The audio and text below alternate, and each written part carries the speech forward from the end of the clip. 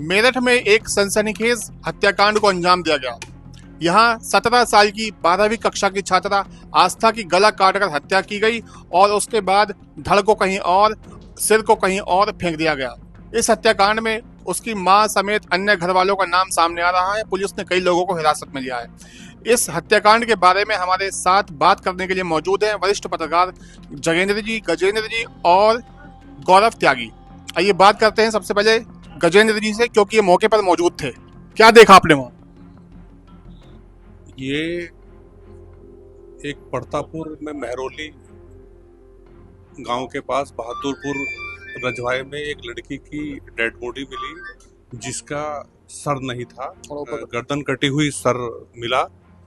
तो पुलिस ने उसकी पहचान, जो उसकी जेब में जो एक पर्चा मिला उससे पहचान उसकी की ये लड़की दोराला के दादरी गांव की रहने वाली है जिसका नाम आस्था उर्फ तनिष्का है। पुलिस ने जब तफ्तीश शुरू की तो वहाँ पता चला कि ये लड़की का एक लड़के से दोस्ती थी और उसी दोस्ती के विरोध में उसकी माँ, दो मामा, ममेरे भाई और मौसेरे भाई और एक नाबालिग ने हत्या को अंजाम दिया।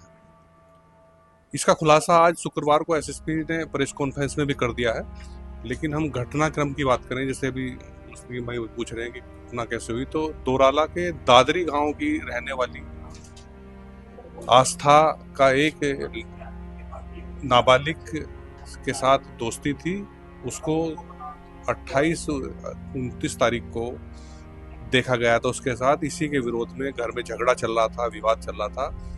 और जब पुलिस की तफ्तीश में ये निकल के आया कि जो बुधवार की शाम को, बुधवार के दिन की घटना थी ये, बुधवार को उसकी माँ ने अपनी बेटी की गला दबाकर हत्या कर दी और फिर जो मामा हैं लड़की के और ममेरे भाई और मौसेरे भाई, उन्होंने उसकी गर्दन काट दी।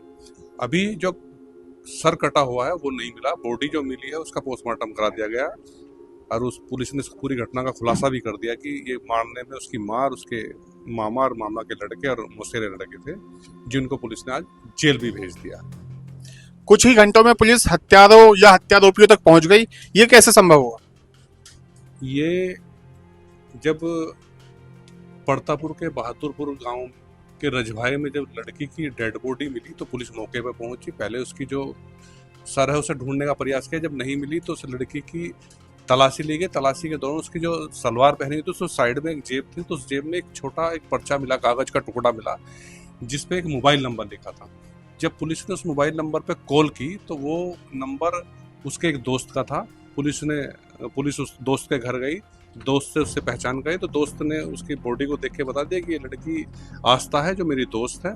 उसी के आधार पर पुलिस ने लड़की के घर गई, लड़की की माँ से पूछताछ की तो लड़की की माँ ने बताया कि मेरी लड़की 2 दिन से लापता है, मैं उसकी तलाश कर रही हूँ। लेकिन उसने पुलिस को सूचना नहीं दी थी, जिस पर पुलिस का शक गहरा गया। पुलिस ने लड़की की माँ और उसके जो छोटे भाई हैं उनसे पूछताछ की, तो इस पूछताछ में ये हत्याकांड का परत दर परत खुलती चली गई और शुक्रवार को पुलिस ने इसका पूरी घटनाक्रम का खुलासा कर दिया। जी, आइए जगेंद्र जी के पास चलते हैं। जगेंद्र जी, ये बताइए कि जैसे कि आज एसएसपी डॉक्टर विपिन ताड़ा ने भी बताया कि बहुत जघन्यतम हत्याकांड, जघन्य तरीके से उसको मारा गया। किस तरीके से उसकी हत्या की गई? देखिए, बृहस्पतिवार को डेड बॉडी मिलने के बाद पुलिस कड़ी से कड़ी जोड़ती चली गई। उसके मित्र को सबसे पहले पूछताछ के लिए पुलिस ने हिरासत में लिया। मृतक की पहचान होने के बाद पुलिस ने उसकी मां को उठाया। उसके बाद महरौली आकर के उस मृतक के 2 मामा, ममेरे भाई, उनको पुलिस ने हिरासत में लिया।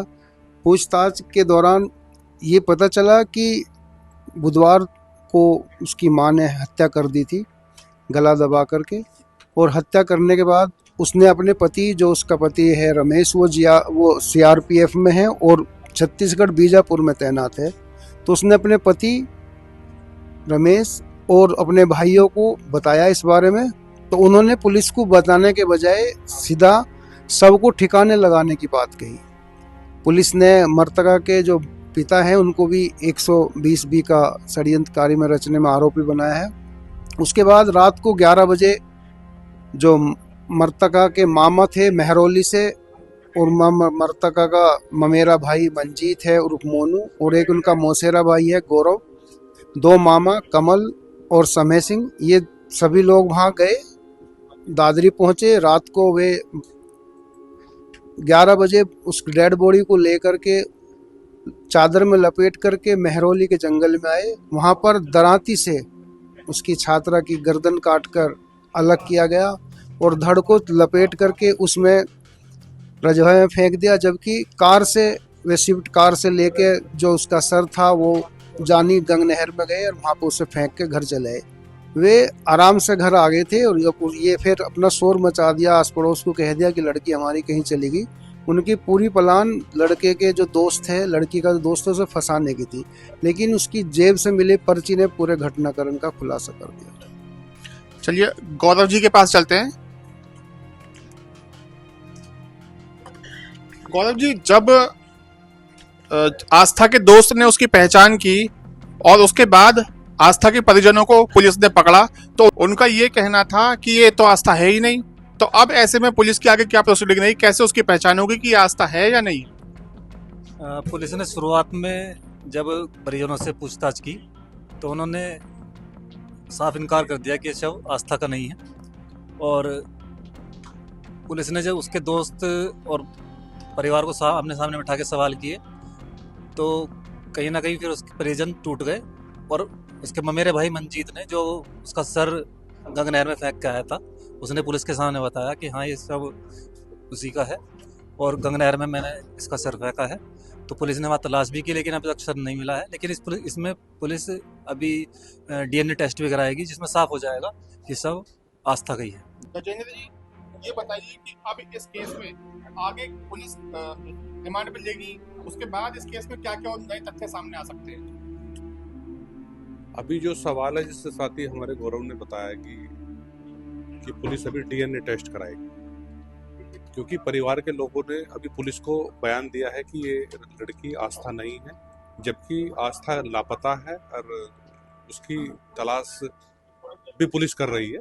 लेकिन क्योंकि उसके दोस्त है लड़की का, उस दोस्त ने पुष्टि कर दी कि ये आस्था ही है। पुलिस ने जब गहनता से पूछताछ, उस लड़की की माँ और उसके ममेरे भाई और मौसेरे भाई तो फरार है, भी उसका ममेरा भाई जो गिरफ्तार किया हुआ है और उसके जो दोनों मामा, उनसे पूछताछ की तो उन्होंने कबूल कर लिया। लेकिन ये स्पष्ट करने के लिए कानूनी दावपेच और एक्सपर्टों को देखते हुए कि मजबूत विवेचना बने इस केस की ताकि आरोपियों को सजा मिले, तो इसके लिए पुलिस DNA टेस्ट कराएगी। और DNA टेस्ट के लिए आज पोस्टमार्टम से उन्होंने सैंपल भी ले लिया है। उसके बाद ही विवेचना और मजबूत होगी। हालांकि अभी पुलिस आरोपियों को रिमांड पर लेकर लड़की के शरीर जो सिर है उसको बरामद करने का प्रयास करेगी। SSP विपिन ताड़ा का कहना है कि अभी हम लड़की के शव तो हमने पोस्टमार्टम करा के उसका अंतिम संस्कार दिया है। जब उसकी जो गर्दन है, जो उसका जो सर है जो लापता है, उसकी तलाश के लिए 3 टीम गठित कर दी गई है, जो कि जानी गंग नहर में लगातार कॉम्बिंग कराई जाती है। जिस छात्र ने, जिस नाबालिग किशोर ने पहचान की है शव आस्था का है, उसको क्या पुलिस ने क्लीन चिट दे दिया? और दूसरा सवाल ये कि क्या ये मामला प्रेम प्रसंग का है, क्योंकि एक फोन पर बात करने के बाद माता ने और बाकी लोगों ने मिलकर उसकी हत्या की है। इस बारे में आप कुछ रोशन डालिए। ये जिस तरीके से लड़की अपने दोस्त से बात करती थी, तो कुछ लोगों का कहना है कि ये मामला प्रेम प्रसंग का था, लेकिन इसकी अभी पुलिस द्वारा कोई पुष्टि नहीं की गई, तो इसलिए ये बोलना या कहना भी उचित नहीं होगा कि ये मामला प्रेम प्रसंग का है। लेकिन हाँ, इतना जरूर है कि वो लड़की अपने दोस्त से बात करती थी, उससे मिलती थी। इसको लेकर उसके परिवार के लोग नाराज थे, क्योंकि लड़की का जो फादर है वो CRPF में जवान है और छत्तीसगढ़ में उसकी पोस्टिंग है। घर पे माँ और 2 छोटे भाई उसके रहते थे और वो लड़का लगातार घर पे आता था। वो 29 तारीख में, जैसे कि बताया था मैंने कि 29 मई को भी वो लड़का उससे मिलने के लिए आया था, जिसको लेकर घर में विवाद हुआ था। हाँ, अब जो दूसरा सवाल ये है कि आपका कि जो दोस्त है उसको क्लीन चिट देती, क्योंकि लड़की के परिजनों ने अभी लड़के पे, जो उसका लड़की का जो दोस्त है आस्था का, उस पर भी आरोप लगाए हैं, तो इसलिए पुलिस ने उसको भी अभी हिरासत में ले रखा है और उससे पूछताछ जारी चल रही है कि कहीं इस साजिश में वो शामिल तो नहीं है। पुलिस जांच पड़ताल के बाद ही कुछ आगे का निर्णय लेगी। आस्था हत्याकांड का जारी रहेगी कवरेज, आप देखते रहिए amarujala.com। अगर आप ये वीडियो YouTube पर देख रहे हैं तो हमारे चैनल को सब्सक्राइब करें और बेल आइकन को दबाना ना भूलें। अगर आप Facebook पर ये वीडियो देख रहे हैं तो हमारे पेज को लाइक करें।